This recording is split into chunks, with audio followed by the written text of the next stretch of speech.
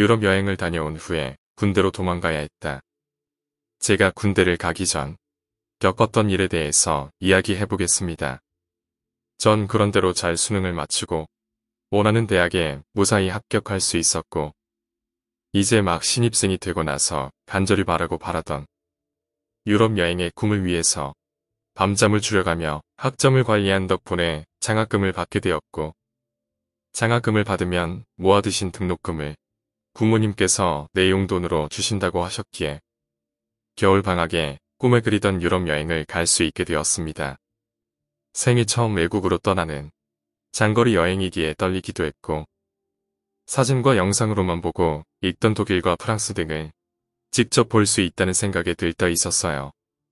수많은 여행자들의 글과 배낭여행의 주의점을 인터넷을 찾아서 읽고 배웠지만, 역시 인생은 실전이라고 첫 여행은 고난과 불편함의 연속이었지요. 의사소통의 어려움은 둘째 치더라도 도시에서 구할 수 있을 것이라고 믿었던 부족한 물품은 제 보름간의 배낭여행의 가장 큰 역경이었고 고생이었어요.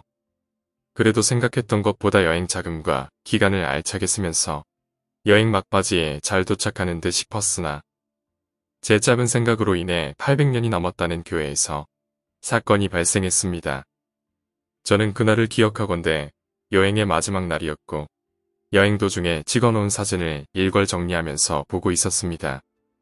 꼭 기억하고 싶은 추억을 만들자, 사진을 많이 찍어가자라는 모토로 여행을 하던 중 예상외로 제 얼굴이 담긴 사진이 별로 없다는 것을 알고 좌절했던 것으로 기억해요. 여행 중에 찍었던 사진을 살펴보니 두고두고 기억할 만한 장소도 없는 듯 싶었기에 저는 그 교회에서 절대 관광객이 해서는 안 될 짓을 저질렀습니다. 교회 벽에 한국에서 가져온 볼펜으로 제 이름 석자와 날짜 그리고 장소를 적은 뒤에 왔다감이라고 자랑스럽게 휘적휘적 갈겨 쓴 뒤에 교회 벽면을 등지고 카메라 사진을 찰칵 찍어댔습니다. 집에서 가져온 디지털 카메라로 두세 방 찍은 뒤 그 중에서 가장 마음에 드는 사진 한 장만을 남기고 나머지 두 장은 모두 지운 뒤 저는 아무 생각 없이 그 교회를 빠져나왔습니다.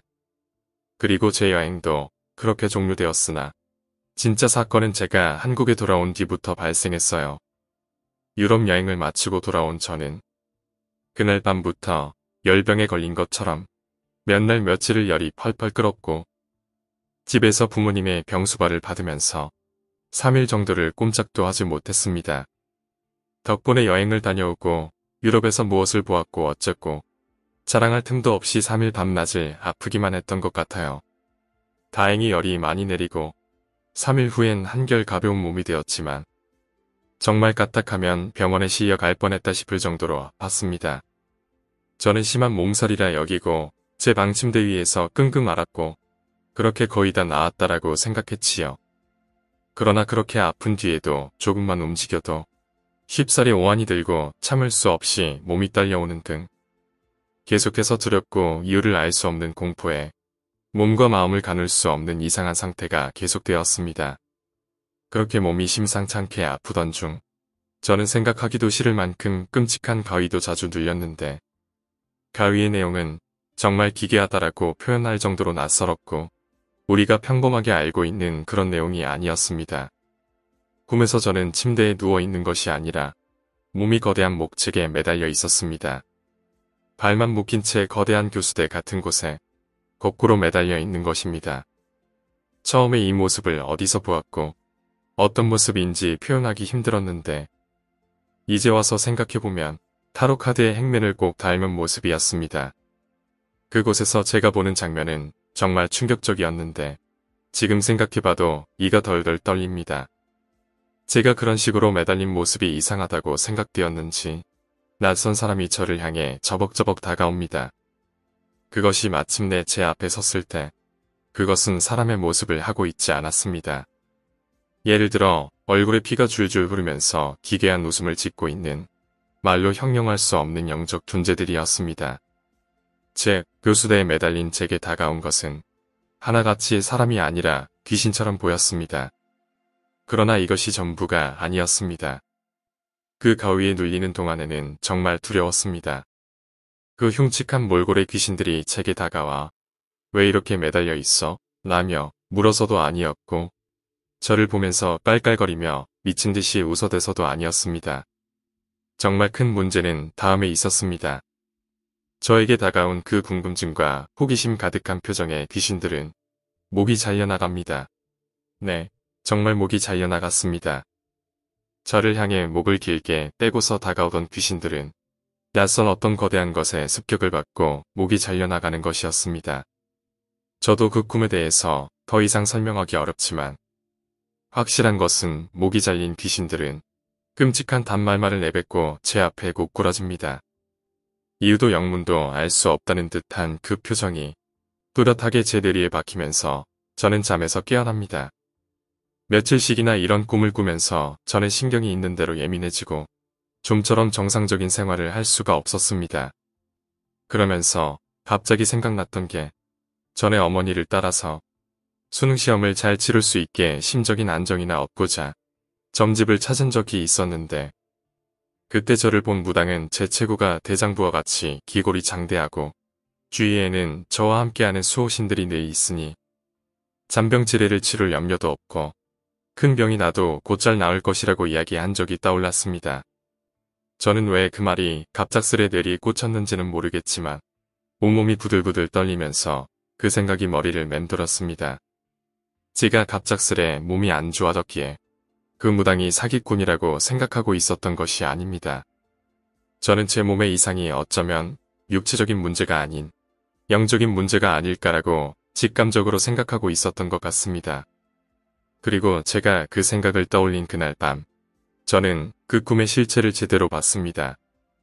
저는 그전에도 자주 가위를 눌려보았었습니다.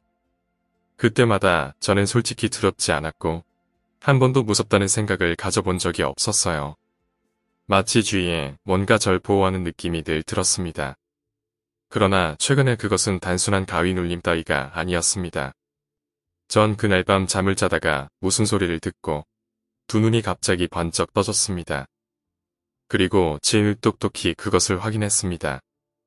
가위에서 몸이 움직이는 경우는 흔치 않지만 저는 제 의지와 다르게 침대에서 몸을 일으켜 제 방의 발코니로 다가가 바깥을 바라보았습니다. 바깥을 보고 싶지 않다는 생각에 휩싸였지만 저절로 바깥을 내려다 보았습니다.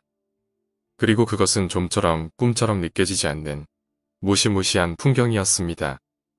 아파트 단지 내의 주차장이라던가 가로등 같은 풍경이 보였습니다. 그리고 아파트 단지는 옅은 안개에 휩싸여 있었습니다.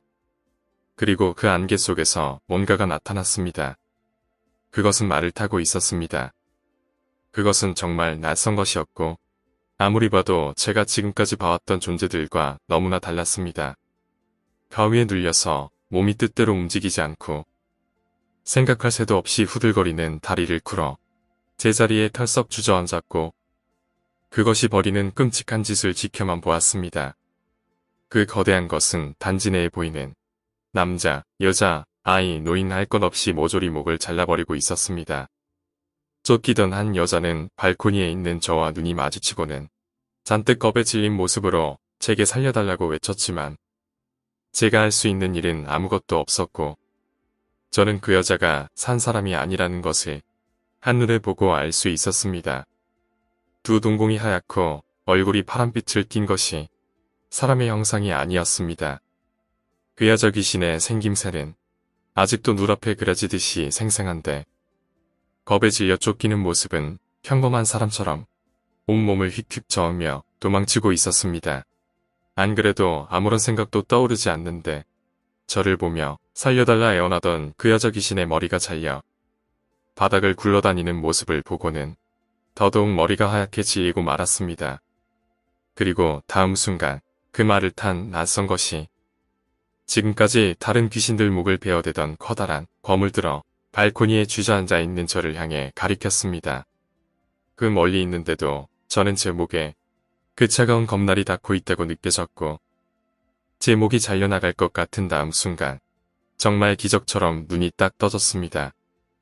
저는 순간 이게 진짜 꿈인지 혹은 제가 봤던 영화가 꿈속에서 재현된 건가 싶었지만 잠에서 깬 순간 몸이 진짜 사시나무 떨듯이 떨려오고 온몸의 열이 빼앗긴 듯 차갑게 식어 바들바들 거렸으므로 범상치 않은 일이고 곧 제게 일어날 현실이라는 것을 직시할 수 있었습니다. 그리고 저는 그 악몽에서 깬 새벽부터 부모님 방으로 도망가서 제가 겪었던 일, 그리고 그 꿈의 내용까지 싹 다 내뱉으며 이건 범상치 않은 일이고 제게 무슨 일이 생기려 한다고 미친 사람처럼 중얼거렸습니다. 진짜 그때는 살고 싶어서 잘못하면 죽을 것 같았기에 부모님께 밀듯이 사정사정하면서 떠들어댔습니다. 다행스럽게도 부모님 또한 이게 범상치 않음을 생각하신 듯 저를 전에 찾아갔던 점집으로 데려갔습니다. 사실 귀신이나 영적인 존재에 대해서 그다지 믿고 있지 않은 편이었는데 저는 그날 겪은 일을 기점으로 무당과 귀신을 믿습니다.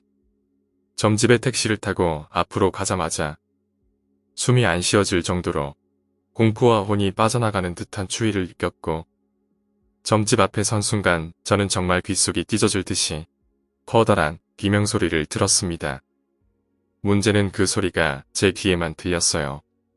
사지가 바들바들 떨려오는 공포에 저는 옆에 계신 어머니께 비명소리를 듣지 못했냐고 물었지만 어머니는 두 눈만 휘둥그레 뜨시곤 절레절레 고개를 흔드셨습니다.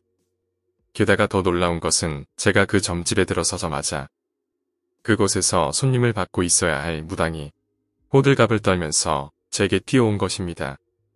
그러면서 사시나무 떨듯이 떨고 있는 제 두 손을 꼭 붙잡더니 어디서 괴물을 데려왔어?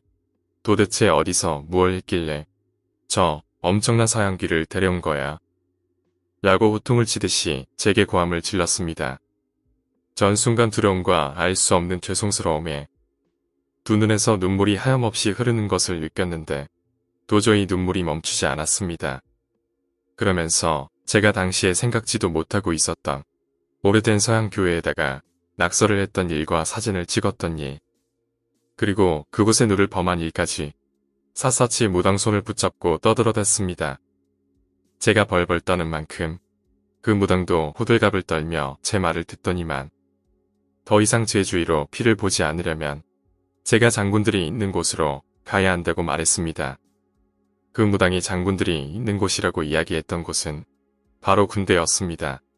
제가 빠른 시일 내에 입대를 해야 하지만 그 서양 귀신이 자신의 국마를 이끌고 더 이상 참극을 벌이지 않는다고 호통치셨어요. 그러면서 이어 말하길 지금도 제 주위에 있는 모든 귀신, 악귀, 잡기 할 건 없고 저와 함께 계셨던 수호신까지 그 서양 귀신에 의해 싸그리 또 한 번 죽고 있다고 이야기하는 것이었습니다. 빠른 5일에 입영 신청을 넣으라고 했고 빠른 시일 내에 입대를 하라는 것이었습니다. 그렇지 않으면 제 목이 잘려 죽을 것이라고 무당은 제게 크게 호통을 쳤습니다. 그리고 입대일 전까지 저는 밖으로 나가지도 않았습니다. 최대한 몸을 사렸어요. 또한 우리나라의 전통적인 천하대 장군, 지하여 장군인 장승을 현관문 앞에 의자만한 크기로 주문 제작하여 세워두기까지 했습니다. 그래야지만 제 명주를 잡고 있을 수 있다고 무당은 신신당부하면서 알려주었지요. 정말 장승이 저를 지켜줬다고 저는 생각합니다. 제가 입대를 하는 그날 놀랍게도 저희 현관문 앞에 서 있던 두 장승 모두 도끼로 쪼개지듯 반으로 갈라져 버렸거든요. 오늘 이야기는 여기까지입니다. 오늘 이야기가 재미있으셨다면 구독과 좋아요 부탁드립니다. 감사합니다.